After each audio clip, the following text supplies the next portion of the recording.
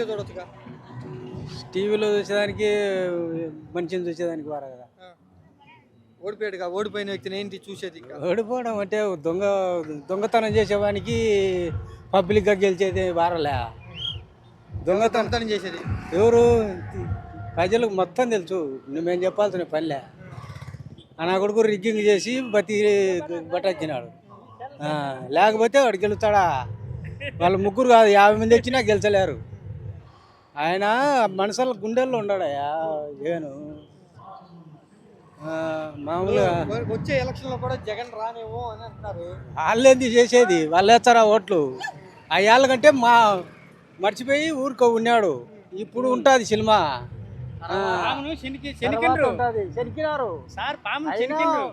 నమ్మి ఆడ పెట్టినారు. ఏడా ఓట్లు డబ్బాలు గుద్దినది. ఆ డబ్బాలు గుద్ది గెలిచినారు.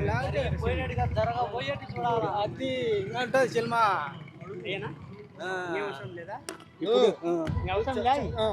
చంద్రబాబు పవన్ కళ్యాణ్ వస్తే చోటాకి వస్తాం.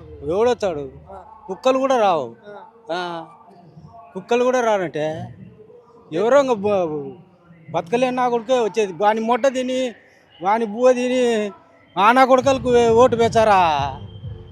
అప్పుడు ఎట్నో దొగ్గగా గెలిచి వాళ్ళు రిగ్గింగ్ చేసుకొని గెలుచుకున్నారు. లేదంటే మామూలుగా గెలిచలేరు.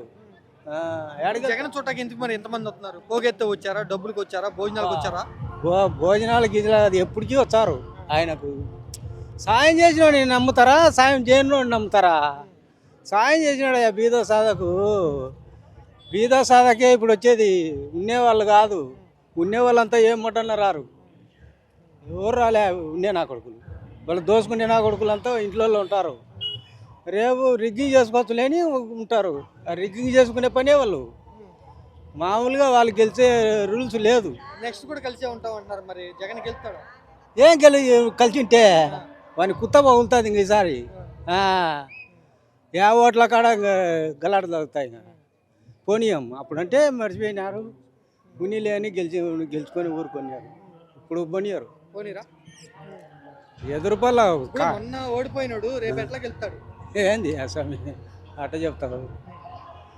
ఓడిపోయినా సమస్య కాదు మనుషులు. రేపు సినిమా ఉంటుంది. చెనుక్కున్నారు. నావో చెనుక్కున్నారా?